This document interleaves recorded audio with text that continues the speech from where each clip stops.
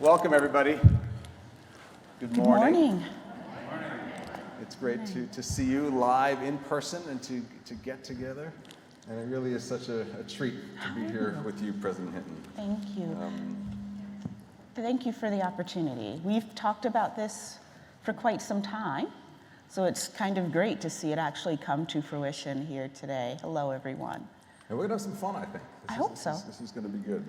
So, Thank you for making the time. I know the start of semester is very busy, including for presidents and deans, but for faculty and students and members of this community for sure. I'm glad you've taken the time to be part of what I hope will be a memorable and provocative conversation. Please also don't forget to grab a to-go lunch on your way out, if you'd like. For those of you that I have not yet met, I am Ian Solomon, Dean of the Frank Batten School of Leadership and Public Policy here at the University of Virginia. And if this is your first time in Garrett Hall, take a minute to just appreciate the beauty of this building. This ceiling is one of my favorite things at all of UVA. It really is quite remarkable. This originally served as a dining hall for the university and was called the Commons. And I really like that notion of a place that still we can come to nourish our bodies, our souls, and our minds when we convene for conversations like this and grab our to-go boxes at the end. Really have a very special guest, President Mary Dana Hinton, the President of Hollins University. I've known President Hinton. that's a Hollins raw right there. She brought a few friends with her, which is wonderful, and we'll leave with many more, I'm sure of it.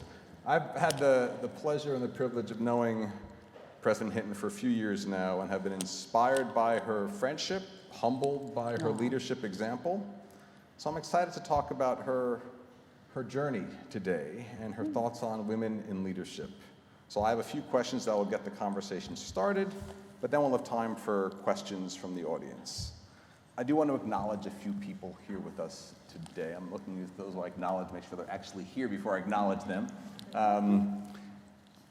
As Dean, first off, I'll say it's a very special privilege to welcome Jane Batten and Dorothy Batten, two proud Hollins alumna.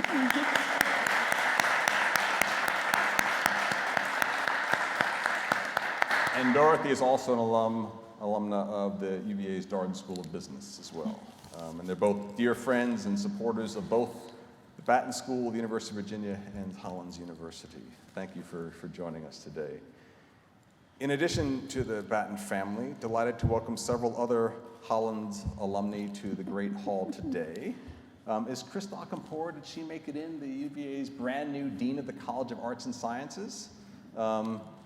Is she here? I see people waving. We're just waving at each other. But Krista, if you haven't met Krista yet, she's fantastic. She's just getting started at the college, and you know she'll get a chance. I'm sure she's going to be eager to join us in some of our scheming as well. Absolutely. We also have, I saw Tyler before, is a recent Hollins alum who's in Batten's MP Peace class of 2024. Next to her is Christine. Yeah. Hi, Christine. And Christine Emmerich Martinez as well. Thank you guys for being here. At UVA, we are proud of a partnership we have between the Batten School and the Batten Leadership Institute at Hollins University. And we have a number of graduates of both institutions out in the world today. I don't think any of our Hollins alum have come back, but it's been great to get to know them in my few years here. So we titled this conversation, The Future of Women in Leadership.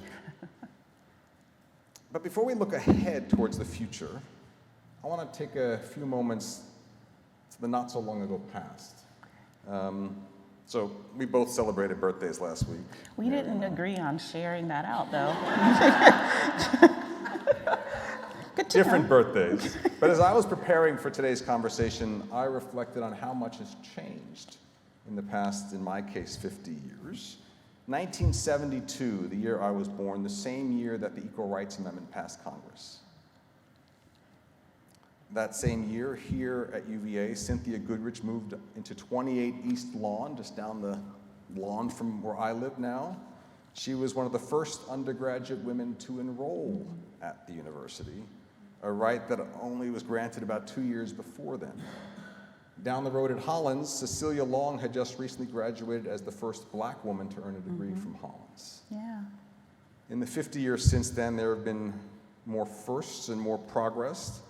2.5 months ago, Justice Ketanji Brown Jackson was sworn in as the first black female Supreme Court justice and the 4th woman appointed ever.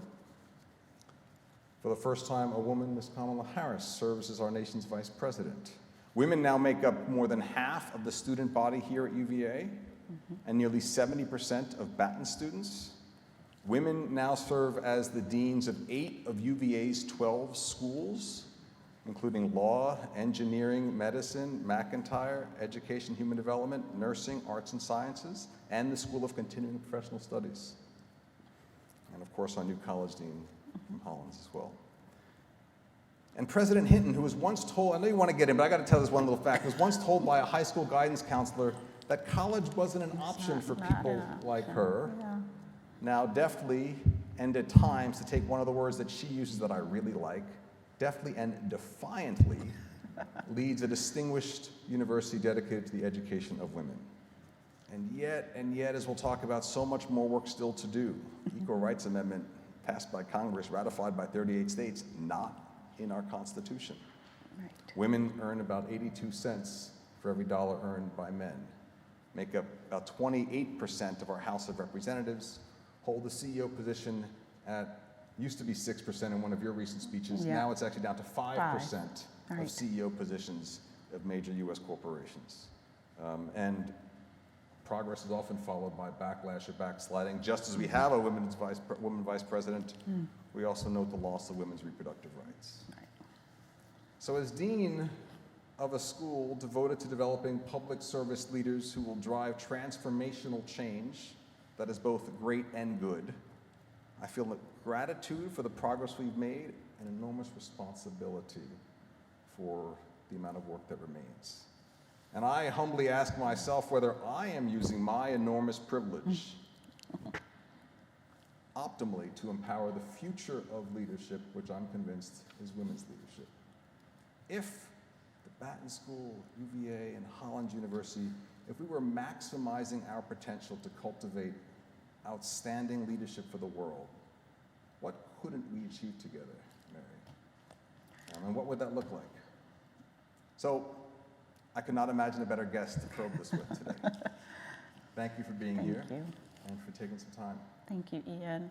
I love that you said that we were scheming together. We are sort of co-conspirators in many ways. I think that's what's required of leaders. You have to find sort of your leader soulmates and find ways to work together across all boundaries and silos. I think there's this assumption that life is a zero-sum game, and if you do well, somehow it costs me something or vice versa, and that's just not the world that I think either of us choose to dwell in. And so we have had a really good time. And to give a very short answer to your question, I think when people of goodwill who are willing to work and who are not deterred and who have a bit of defiance in them get together, they can accomplish, I believe, absolutely anything. And I think it's lack of will, and maybe we'll get to that later, that has been our biggest barrier in achieving great things. But we have shared will, and I think we can do amazing things with our institutions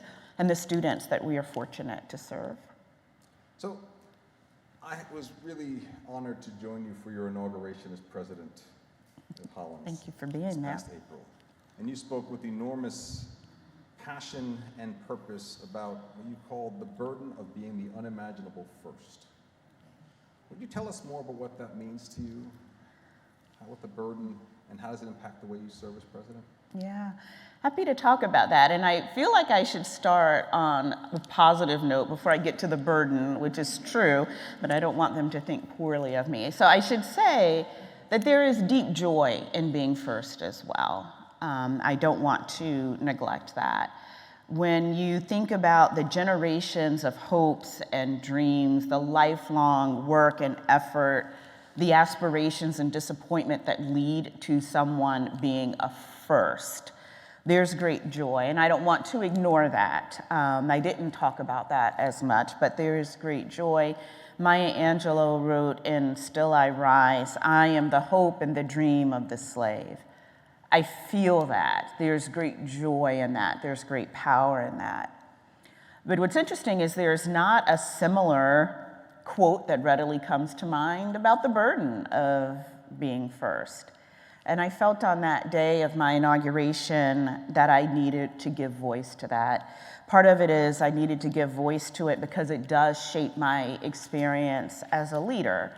When you think about being the first, one, you're the first of that group that wanted to have the first happen. So if you're the first woman in the role, or the first person of color, or the first generation, whatever it may be, there's a group of people that worked so hard for you to get to that position and that hold so many hopes and desires of what you'll accomplish.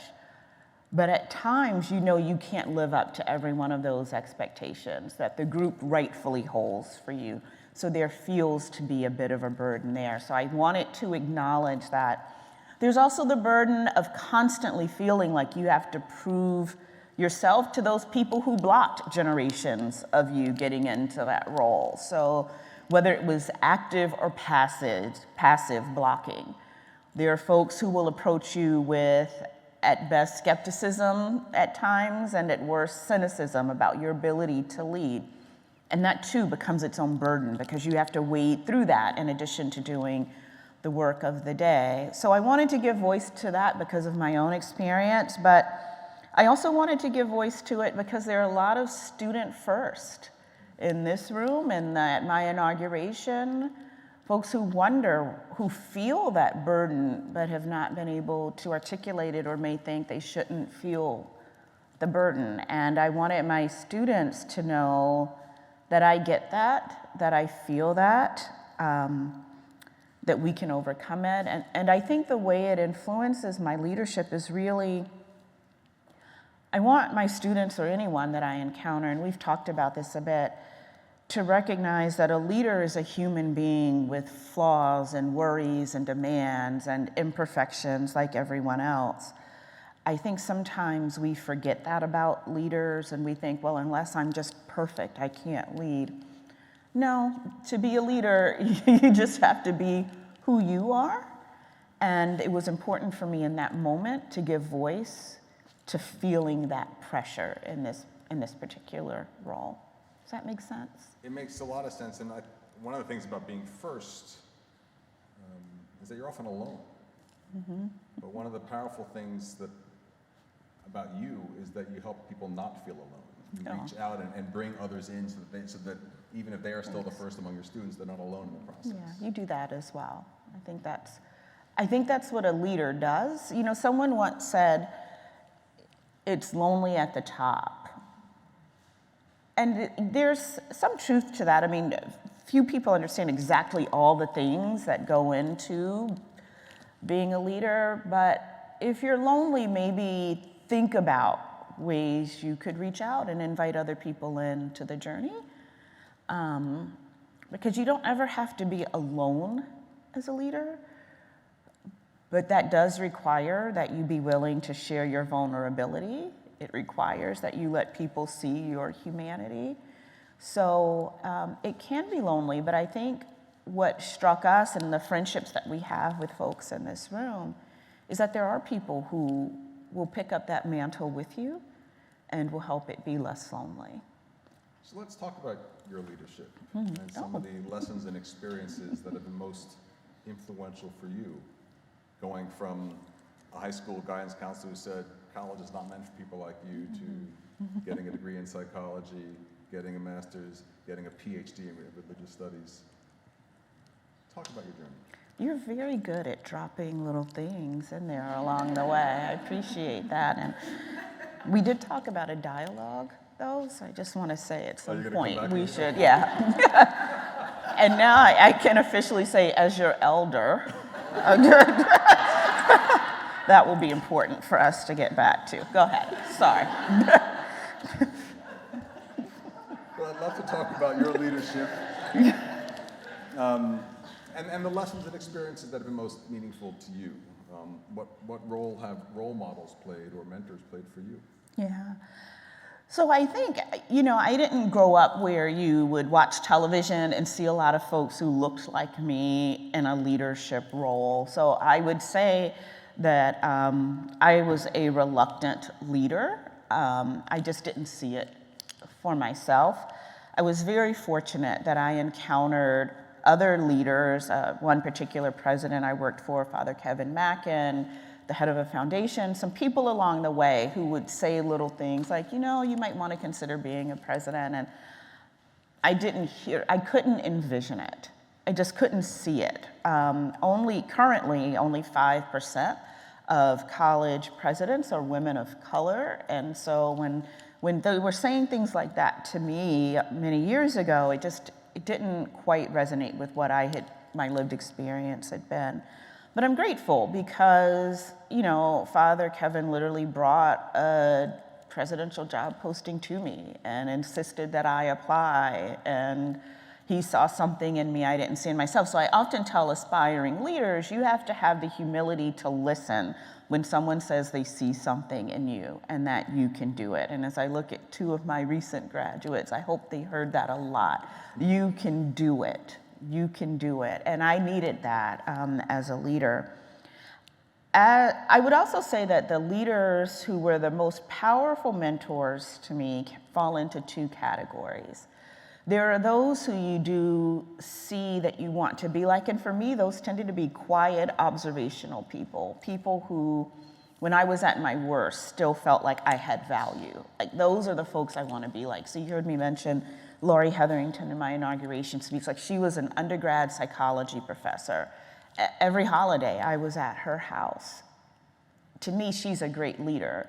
She's not a president, a dean, never aspired to that. But because she was willing to see something in me as a student and support that, she will always be one of sort of the legends in my life. And I've been fortunate to have a few of those folks. But there are folks who teach you who or what you may not want to be as a leader. And I encourage you to pay careful attention to those experiences as well. And I will say, someone who influenced my early leadership goals, it came about because I didn't want to be like them. And I made some decisions early on that I was not going to be a results at all cost leader. I actually had a note that I carried in my wallet for well over a decade that I remember being in the meeting with this person, writing this note, and the note says, "You do not have to compromise the humanity of another to be a leader." And I carried that around. And you wrote that in response to someone who had made that compromise? Oh, yeah. Yeah. And at that particular moment, I was the one compromised. And I just remember thinking, if this is what it takes to be a leader, I don't want it. And I wrote down that it's not what it takes. And in that moment, in life, when then bad things are happening, it feels terribly distressing. And in that moment, it felt distressing. Today, as I look back, when I look back on this guidance counselor, those were crucible moments in my life that have helped me to get into this seat with you today. But so I decided I wasn't going to be a leader who was going to compromise another person. It's just not worth it. I don't have it in me. I think, at the beginning of your question, you asked about some key moments on the journey. And I will say, I think for me, a big moment was I'd been in a presidency for a couple of years, and I was sitting at a table, and it suddenly occurred to me that the key to being a leader is not that you have to be the smartest person in the room. You don't need to be the loudest person in the room. You probably shouldn't start sentences with, "because I'm the president." That won't get you far. The most influential lesson for me to that point, or to this point, is that the goal of being a leader is a true willingness to be in relationship with everyone else in the room, even if you don't want to be in that relationship, but you're going to bring your very best self to it. And I'm pretty persuaded that the willingness to live in relationship with others is the key to good leadership. The outcomes will come, but if you want humane outcomes, you have to start by being humane and in relationship with the people you have the privilege of serving. That's very powerful. Thank you. What's your leadership lesson? What's your journey been?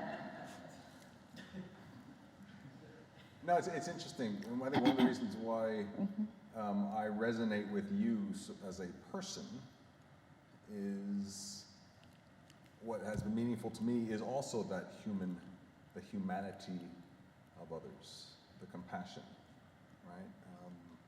When I think about the leaders that I've admired in my life, hope, humanity, forgiveness were powerful forces for them, right? And they're the people I want to follow. Yeah. I want to be like, and again, it's not always, the big people, the Mandelas that I spent time like watching and learning from, but it's also the school teacher. Yeah. Our parents are often leaders. Yeah. My dad's example of not seeing status or class or race and just to talk to absolutely anybody, right? That ability to engage and find the humanity of others has been a big part, and also just trying to keep learning, right? I think we both would know that, we make mistakes, and Yeah. can we keep being selfless and trying to serve our institutions, serve the people, serve the causes we care about, and not always even worry so much about the day-to-day results, but just keep working towards things that matter. Yeah, I think those skills, hope, compassion, forgiveness, I think that's making us increasingly countercultural as leaders, I'm afraid to say. And yet I think those are the skills that are needed now more than ever. We don't live in a particularly forgiveness-prone world right now. But if people hadn't forgiven me along the way, I wouldn't be here, because you are going to make mistakes. If you think you can be in a leadership role and not make mistakes, that's going to end very badly. And part of it is to make the mistake and then learn from it. To not intentionally, you don't intentionally make mistakes, but when they happen, you have to own it. And I think you often have to own it really publicly so other people can see. And forgiveness is the same way. You have to be really quick to forgive if you want to be a good leader, I think. That doesn't mean you don't hold people accountable. Of course you do. But I don't think accountability and compassion have to be incompatible values. Now, does this form into a philosophy of leadership for you, or do you have a leadership philosophy that's more eclectic? Well, there aren't a lot of leadership books about hope, compassion, and forgiveness, I will say that. So what do you do when there's not a book about it? Well, you try to sit down and think about it and maybe try to author something. Ian and I have been talking about writing something together for a long time now. But I do have a leadership philosophy. One is that leadership is often thought of as an external performative. It's a title, it's a role, it's external, it's visible. And certainly that's a part of it. But I actually think leadership starts internally. So, and there's not a lot of conversation about that, but I do think leadership is spending a lot of time reflecting on what I hope is a deep reservoir of ideas, assessment, reflection, and bringing that to the surface. I think it's about bringing the very sort of depths of your soul to the surface to support others. So I do think leadership is a deeply internal behavior. I had an executive coach when I first became a president, and I recommend them to all. Please don't take mine. And she said, a lot of leadership is managing yourself. And I didn't know what that meant at the time, but I've come to realize that that is a lot of leadership. It's about managing yourself and how you want to engage hope and faith and compassion and forgiveness. I am working on a new theory, though, that I will start writing about hopefully in the next year. And it's a leadership philosophy that's based on love.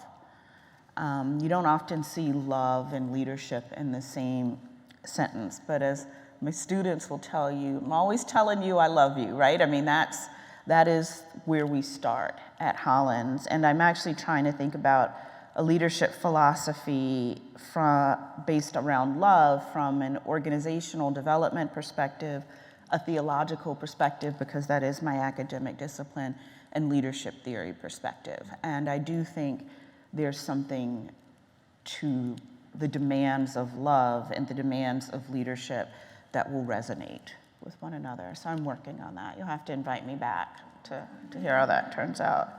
Yeah, no, it resonates very strongly with me, because I often say that love is the heart of service, and service is the heart of leadership. That's exactly right. And as often I say that to distinguish from the notion that power is at the heart of leadership. Yeah. That's really the thing that a lot of us were taught, though, right? That leadership is just the ultimate power grab. And I don't know, you see the title president and you think, wow, she's got a lot of power. I hope I don't approach my work that way. I don't know, do you feel that? Do you feel like people expect it to be about power? So I think you mentioned before that we perhaps out of sync with expectations. Yeah. And I think there's often some confused expectations. People demand a lot of leaders to both be powerful and be listening, and to be kind of decisive and to be reflective. And all these things are tensions that we face, and what's the right balance to bring to this particular context and the particular set of people we're trying to serve at that moment, and the particular goals we might have for the institution, all of which are changing all the time. Yeah. Right? That's well said, yeah. And I think that it's the subtle contextual awareness about knowing what a situation requires, and hoping that you've been practicing your etudes, if I take a musical analogy, so you have the skills so that when a situation requires something, you're at least familiar with what you can bring to that situation. That's a good point. Thanks. Now, in your path, so President Hinton has a fabulous TED Talk, which I encourage you all to watch. And she talks about leading from the margins rather than the center. Mm-hmm. Can you tell us about that? Yeah. So I grew up in rural North Carolina, a tiny little town called Kittrell, North Carolina. It's in Vance County, near Interstate 85. I grew up in a very low-income family. I'm a black woman in the rural South, and I have language now I didn't have as a kid, but those intersecting identities place me squarely in the margins. And, for a lot of folks who have some or all or a different set of identities, that placed them in the margins as well. And I think I was told my whole life, not by my family, but by others, that your goal is to be like everyone else in the center. You got to get to that center. And what I finally realized is that the center isn't really for me. My strengths aren't in that center, that my strengths come from those identities that place me on the margins. So for a long time, I tried to pretend I was a center person, but that was actually a weakness for me. My strengths come from the experiences that I've had in the margins. And then, I talked about how that's kind of a defiant way of looking at the world, right? The world says you travel to that center, maybe amass power in the center.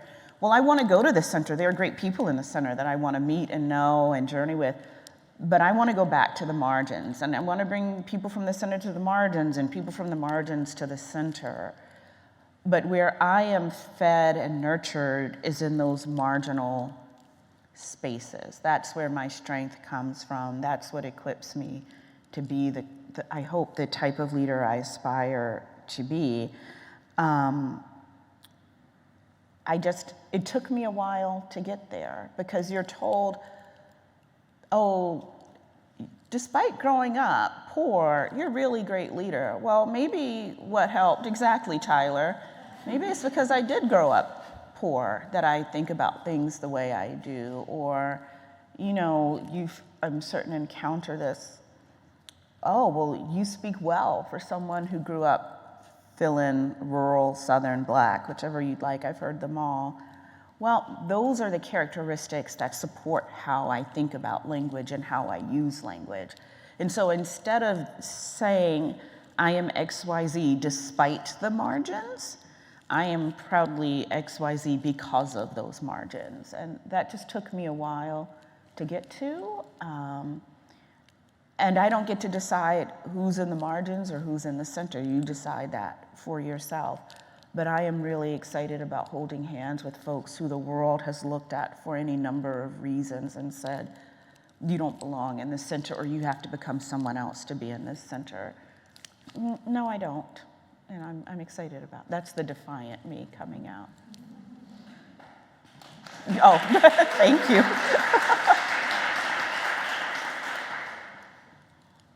So what are the narratives that you hear? You're president for a school developing women leaders. Yeah. What are the narratives about women as leaders that you hear, and when do they perhaps help women and when do they hurt women? So, you know, I used to give a talk about women's leadership where I said in many ways the traditional attributes attributed to women are coming into the forefront of leadership. Strong communication, a willingness to work in teams, self-sacrificing, and that's true to a point. One, it's really dangerous when you lump all women in together and assume a monolith. Two, when you sort of essentialize characteristics of women and say all women are this way. I mean, that's its own trouble, but I do think what I'm seeing more that is helpful are women sponsoring and supporting other women, women saying to one another, you know what, let us take hands together and help. There's a story from the Obama administration that many of the women decided together around the cabinet table, I don't know if you have any insight into this, but that they would intentionally promote one another's statements around the table. I don't know if that's true. I have it on somewhat good authority, but that was a thing I've heard. So women doing that for each other and really pushing back on this externally imposed notion that we're all in competition for one another, that somehow women's are women's own enemies. No, we're not. We're supporting each other. We live in a world that sees an advantage in ripping us apart, but we're going to actually reach out and support one another. So I think that is something that is helping break the narrative. But the research shows a few interesting things about women's leadership, and I promised some folks that I would say the research shows during this talk. So I need to talk about what the research shows. There was a 2018 study that asked people to draw a leader, and overwhelmingly they drew men. So there is still this inherent assumption. And both men and women. Both men and women, true men. So that's problematic, that our default for a leader is a male.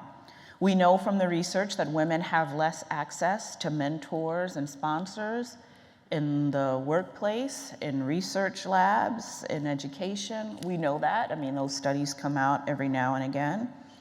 Research on performance evaluation show that women are listed generally as either too soft, so you're too mothering, you're not strong enough to lead, or too brusque, you're not soft enough to lead, so you're in this double bind, and you then have these barriers in place to prevent moving forward. We also know, and this is some of the most interesting research to me coming out right now, we know that women and people of color tend to be put in more precarious leadership roles. So the research about the glass cliff, that generally speaking, women and men of color are often given more difficult situations where the stakes are higher, the chances of success are lower. That's something we're seeing. And we know that hiring a woman or a leader of color causes, at least in mid-sized public companies where this study was done, white male employees to disengage more and offer less help. So the work to support women leaders is out there. It is there to be done. And that's why I am committed to women's colleges, because it's the folks in this room who are going to go out armed with this information, still choose to lead, but choose to lead in such a way that we're deconstructing many of these barriers. And to me, educating women is the best way to push back on those narratives. Great.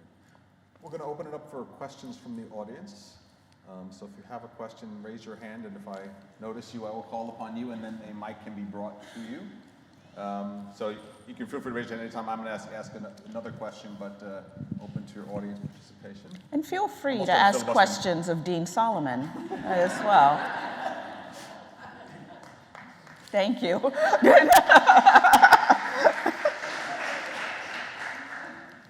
So you recently hired at Hollins a vice president for diversity, equity, and inclusion. And you've made inclusion a major tenet of your leadership career and some of your scholarship, but also your tenure as president of Hollins. Yeah. How is that going? What are your goals for this person, and how are you bringing an institution that probably has a few traditionalists lying around to join you on this? Yeah, so we are, I have a yes and then a slight update about that role that I think you'll be excited about. So we did hire an inaugural vice president for diversity, equity, and inclusion last year. Her name is Dr. Nikisha Williams. She has more energy than the law should allow, and she is fantastic.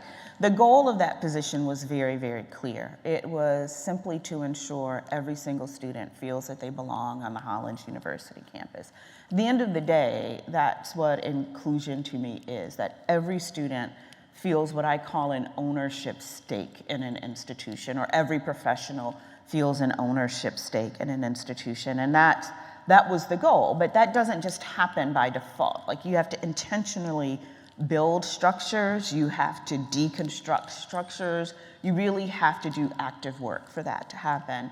Well, we were doing that active work, and I then realized that to have DEI separate from other core tenets of higher education, like academic success, like student activities, like health and counseling, wasn't exactly the model we wanted. So on July 1, Hollins debuted an early, I think, adopter model of a new area. We no longer have student affairs. We have student success, well-being, and belonging.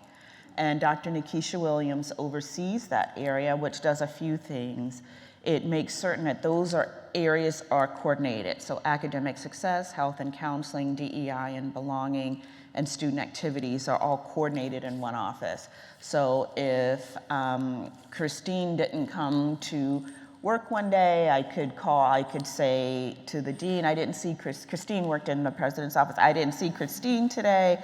Someone's then gonna call someone in DEI and say, have you seen Christine? And then we're gonna call Dean Gettings, who I'm sure says hello. You know, have you talked to Christine's faculty? It's a wraparound support system. What it also does, and this may be the scheming part of this, is now you can't opt out of DEI and belonging. So often in DEI initiatives, the opt-ins are always the same people. Well, when it's a part of an essential pillar of the institution, you can't opt out. And you shouldn't, because everyone needs to belong. Equity benefits everyone. And so that's something that we've been focusing on. And that's July 1st you started that? We started that, yeah. I think I'd love to talk to her, maybe get a roundtable with some students to talk about her. That would be great. She could do it, right? I mean, you all know Nikisha, yeah. Christine and Tyler might need to lead that conversation. They could lead it. To me, it's the ultimate wraparound to ensure student success, given the challenges we know students and the opportunities that they're bringing to campuses these days. Do we have questions from the audience? Yes, back row.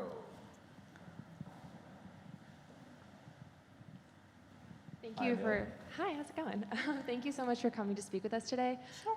You mentioned a little bit about how all leaders fail and should pretty much expect to fail. What is one of the most impactful failures that you've had, and what did you learn from that experience? Is that for Dean Solomon? Oh, okay. Yeah, I mean, there are a lot of them.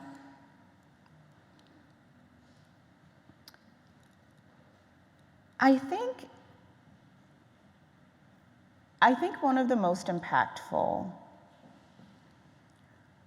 was trying to emulate what I thought a leader should be, and just trying to be something that I wasn't. I was unhappy. It's probably making everyone around me unhappy, because I was trying to do what the book said to do as a leader. And that book wasn't written for me. That was a failure.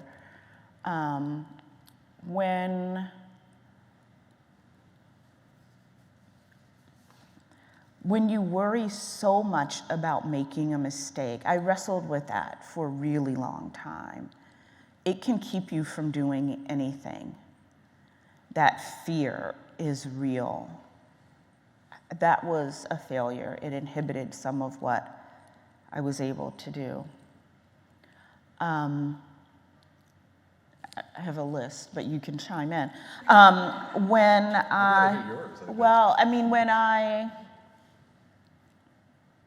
When I knew what the right decision was to make, and I knew it, and I let other people talk me out of it, that was a big failure. I knew what I needed to do, and I sat silently by, and that was a failure. You want to jump in? Well, so a similar experience strikes me is when I let my thought of what I was supposed to do in my role overcome what I need to do as a human. Yeah. Right? And, this is a case where I was, in my Obama administration position at the World Bank, needing to be very, as you are. buttoned up. Yeah. And my brother was calling me, and he had a number of challenges, and I didn't always have time or patience for him and his challenges, and I needed to be, the executive director for the United States of the World Bank, and my deanly voice or USCD voice, Yeah. as opposed to compassionate, understanding, patient brother. So that makes me think about another failure, because I get that. Mine would be with my kids. Like one day they were 2 and I was hiding in a bathroom trying to be on a conference call, and the next day they're all gone from home and living their lives. But, a failure that I think I have been prone to, and I might be so bold as to say I think many women fall into this trap, is having unending wells of compassion for others, but not extending it to themselves. I think that's something, I want to say her name is Emily Rechkowski, but don't hold me to it, but she has a book called Burnout. Ask me why, I've read it twice. And she talks about the fact that women are often not allowed to be human beings. We're not allowed to just be. We don't allow ourselves that courtesy. And I think for a long time in my career, I was a doer instead of just being, because I couldn't always extend that same compassion to myself.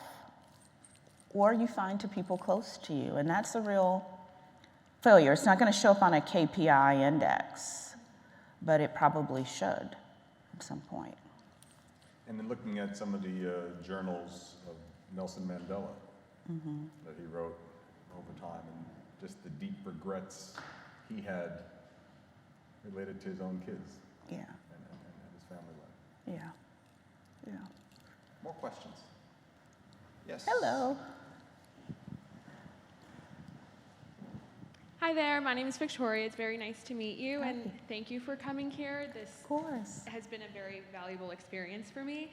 I've been an aspiring policymaker ever since Hillary Clinton ran for the presidency, and I've been told several times from well-intentioned people that my passion can be too much, that I would be a great leader, but I would probably be too defeated because of the climate that we're living in, and that I might not be happy as a policymaker, especially before deciding to come to this school. I was debating on getting a PhD and becoming a professor and kind of shaping people that way, or continuing, my education, wanting to become that policymaker. I ultimately decided to continue to try to become a policymaker. So my question is, what advice can you give to women of color or all aspiring leaders who are wanting to become leaders to be change makers, especially during these polarizing times?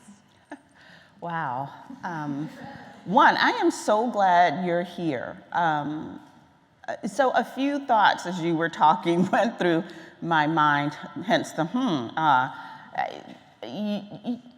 I wouldn't spend a lot of time on this first bit of advice, but those folks are frighteningly insecure and threatened by you, and so you may not want to hang out with them too much, because that's not helpful. They don't know what your mission is in life. You know what your mission is in your life, and that's what matters. Why would anyone say that to another human being? You have things you have to get done in this world.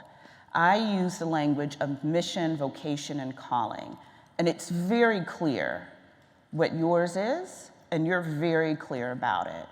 So they can either get on the bus and support you, or they can stay out of your way. I mean, those are really the options that I would give those folks, because you're on a mission. They can't see it. For whatever reasons, they can't see the mission. And it is a divided, polarized time, but how is it gonna get better if people like you don't stand up and make it better? So I'm not sure why they would say, oh no, wait until it's easy to do the job. If you wait until it's easy, you'll never do it. What's the quote? The way you judge a person's character is not in times of comfort, but in times of adversity. That's a bit butchered, but that's the quote. So what you're demonstrating is you have passion and strength and resilience and grit and a mission right now. So you write down your mission and you look at that mission every day, and you recognize that the people who aren't with you because they don't understand the power of what you have to offer. I'll translate that to my Gen Z friends in the language of the great philosopher Taylor Swift.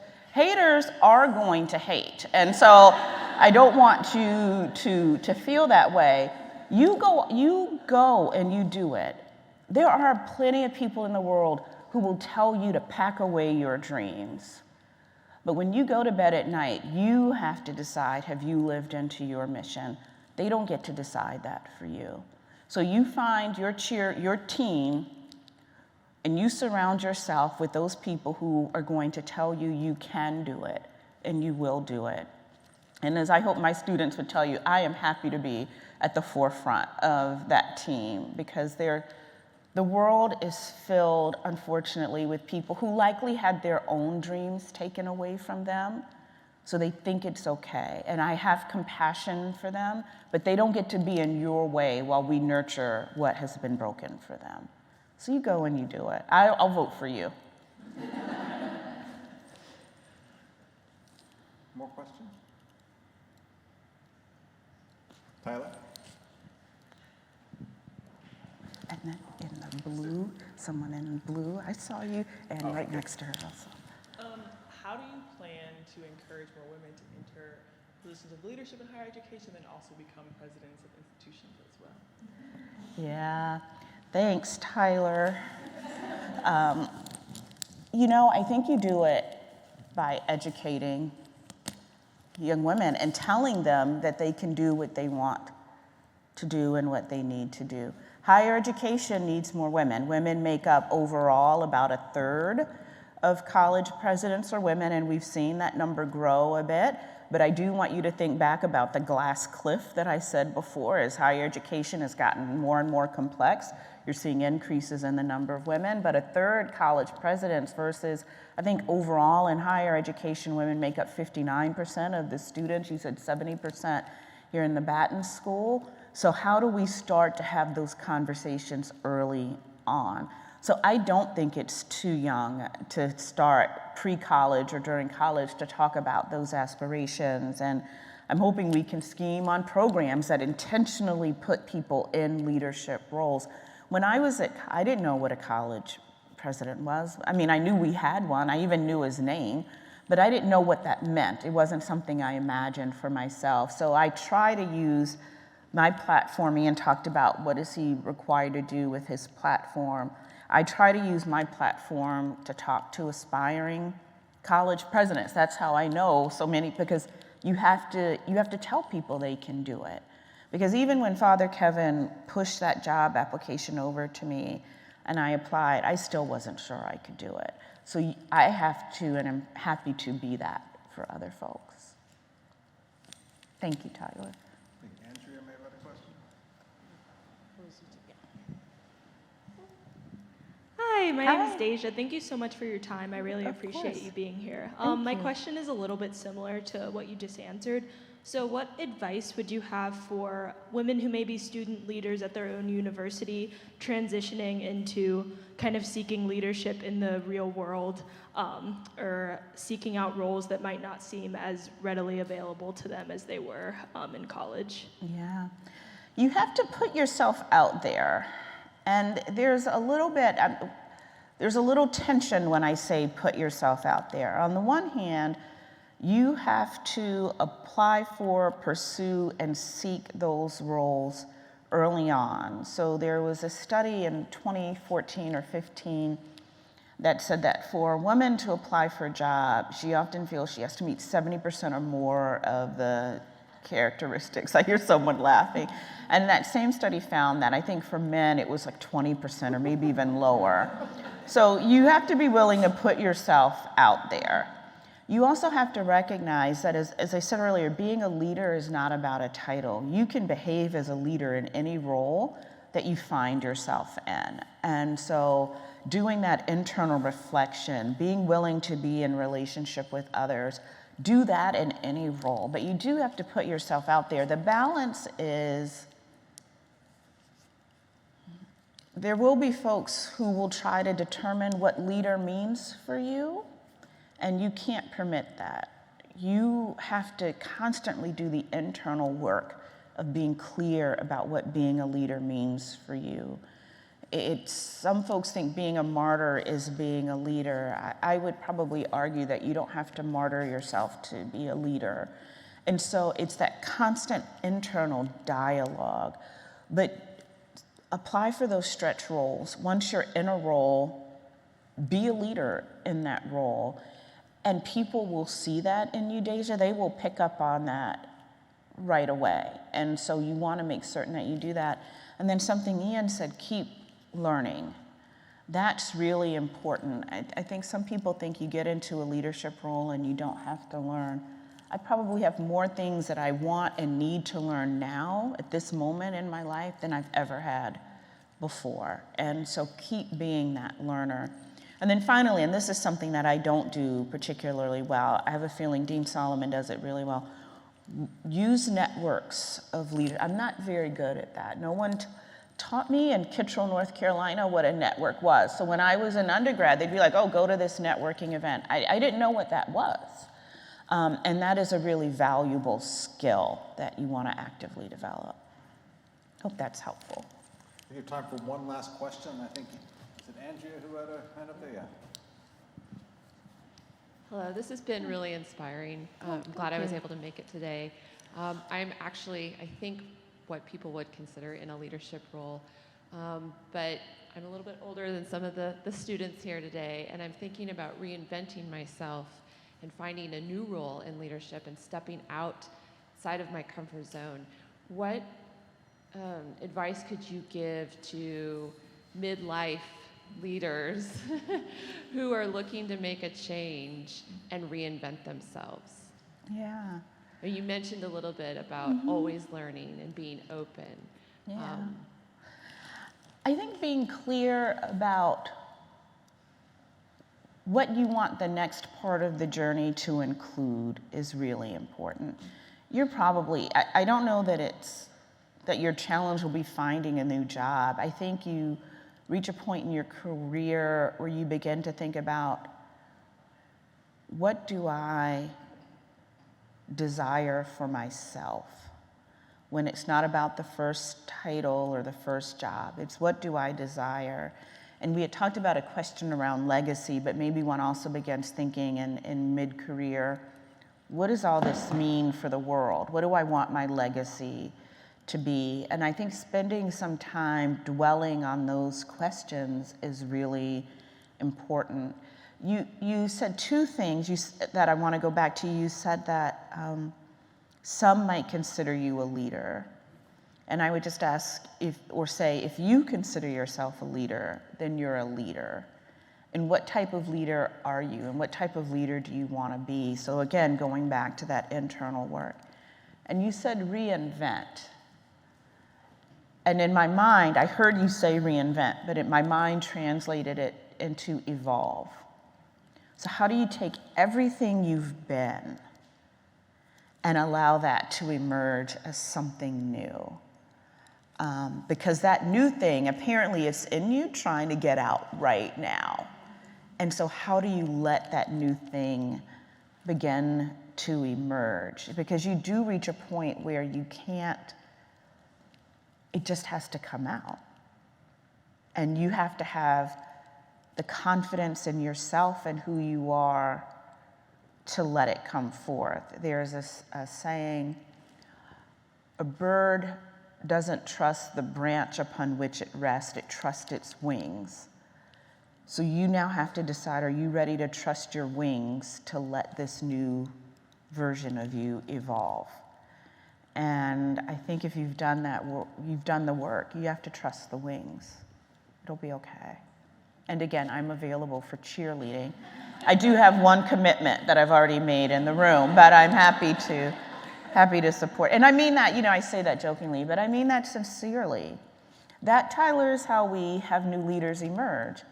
We support one another. And we don't have to know everyone's entire backstory to say, you pass the test, I'll support you. We just have to be there for one another. And I'm happy to be there with and for you. I have a long list of great nuggets that I was going to read out, but I can't think of a better way to end than trust your wings, and she's here to help. And I'll throw what we like to say at the Batten School, we can lead from anywhere. Anywhere. So thank you for joining us, and please join me in thanking. Thank you all. Thank you. Thank you, Dean Solomon.